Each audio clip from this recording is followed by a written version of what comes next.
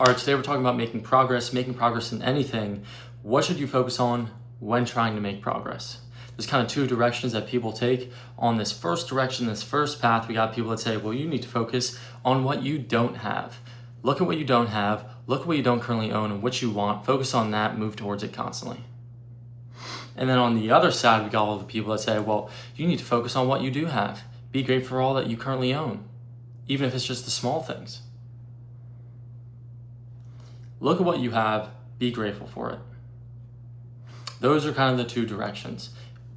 Be grateful, be not grateful, I guess.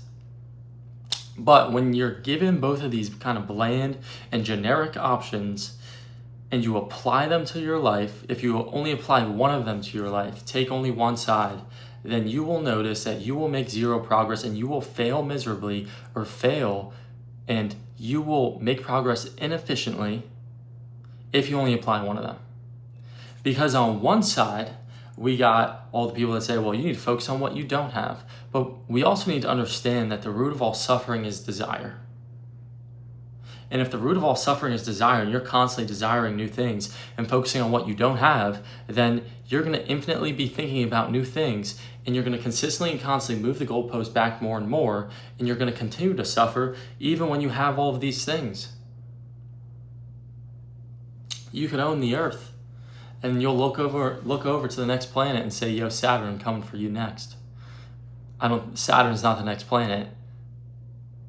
But it doesn't matter because you're going to consistently and constantly move towards the next planet.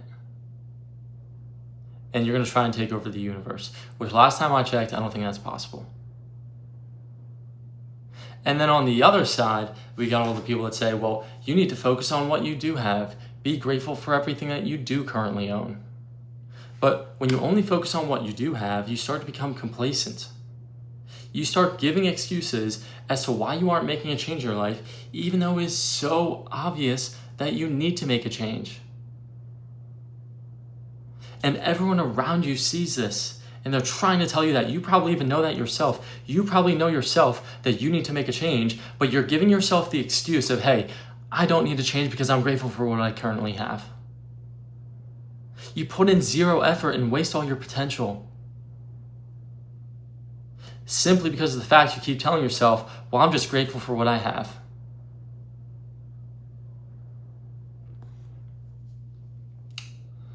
So one side leads to infinite suffering, which is when you focus on what you don't have. And the other side leads to infinite laziness, which is focusing on what you do have. Which is why the only answer and the only way to live is being both full and hungry. You need to learn to be satisfied with what you have, but continue to move forward. Count your blessings: water, food, family, friends, just breath in your lungs. But continue to strive so that you aren't wasting potential, so that God can use you for the betterment of the kingdom. You cannot be lazy. Let's read the parable of the talents. Starting off with Matthew 25:14. It says this: again, it will be like a man going on a journey, who called his servants and entrusted his wealth to them.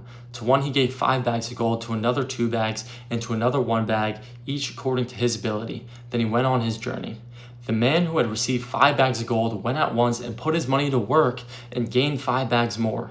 So also the one with 2 bags of gold gained 2 more. But the man who had received 1 bag went off, dug a hole in the ground, and hid his master's money. Excuse me.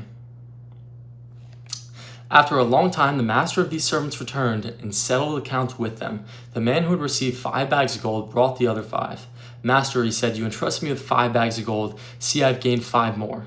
His master replied, well done, good and faithful servant. You've been faithful with a few things. I will put you in charge of many things. Come and share your master's happiness. The man with 2 bags of gold also came. Master, he said, you entrusted me with 2 bags of gold. See, I've gained 2 more. His master replied, well done, good and faithful servant. You've been faithful with a few things. I will put you in charge of many things. Come and share your master's happiness. Then the man who had received 1 bag of gold came. Master, he said, I knew that you are a hard-working man, harvesting where you have not sown and gathered where you have not scattered seed. So I was afraid and went out and hid your gold in the ground. See, here it is, as it belongs to you. His master replied, you wicked, lazy servant. So you knew that I harvest where I have not sown and gather where I have not scattered seed. Well, then you should have put my money on deposit with the bankers, so that when I returned, I would have received it back with interest. So take the bag of gold from him and give it to the one who has 10 bags. For whoever has will be given more, and they will have an abundance. Whoever does not have, even what they have will be taken from them. And throw that worthless servant outside into the darkness, where there will be weeping and gnashing of the teeth. So the moral of the story here is that God has literally given you talents for you to steward, and the only one that the master perceived as evil was the lazy one.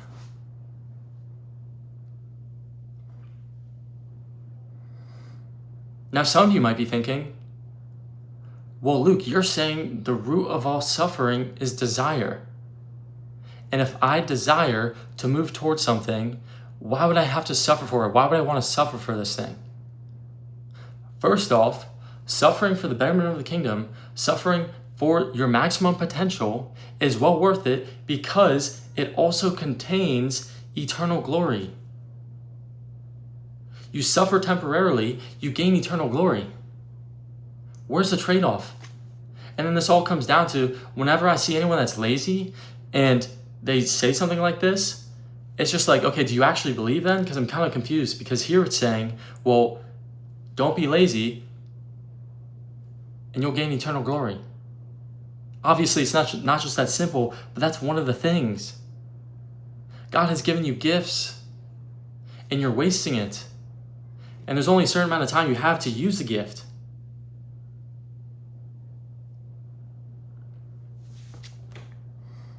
And secondly, let's look at that sentence again. The root of all suffering is desire. You're saying you don't want to suffer. But congratulations, you now just figured out that the root of all suffering is desire is a false teaching. And I'll break it into this. I'll break it into why that is a false teaching. I'll start off with asking you this question. Why would you want to eliminate self-suffering, or at least reduce it? What's your response to that? Why would you want to eliminate it? I'll give you a couple seconds. Just think about it.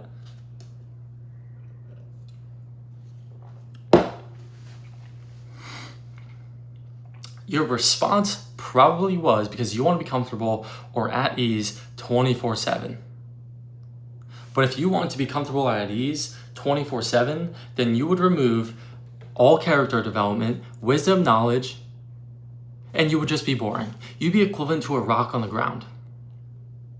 So suffering is necessary for character development. Sure, you can say, oh, the root of all suffering is desire is correct, but it's an irrelevant statement. It doesn't matter. It's not applicable. Because suffering creates who we are. Our experiences are part of our personality. Our experiences shape us. Now,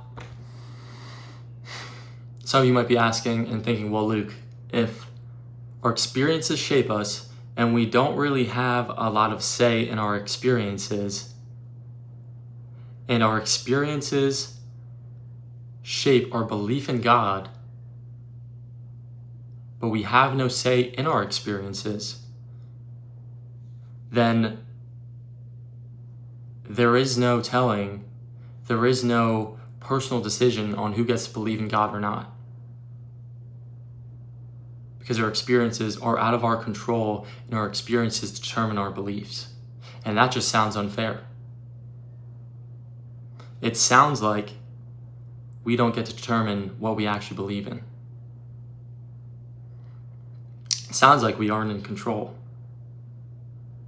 And if there is something in control, then God is in control. And if God is in control, then he gets to determine who believes in him, who doesn't, who gets to go to heaven, and who doesn't. And that just sounds super unfair. And to be completely honest with you, this is one of those questions that I haven't really dove into yet, but I'm pretty sure this is one of the greatest questions in the world. How much free will do we actually have? And once again, I haven't dug into that. But I will say this. Just because you're influenced by something, just because you're influenced by an experience, that doesn't mean that you don't have control over your actions. And I guess you could also say, now that I'm getting into this now, you could also say that your actions and your choice of actions are based off your experiences, prior beliefs, and prior knowledge, and prior understanding, and prior learning, which is all based on something that wasn't out of your control. So, I guess we're just already digging deep into it, into this whole conversation of free will. But I guess ultimately, faith can override teachings. And everyone is given the opportunity to have faith. So there is no complaining about eternal opportunities.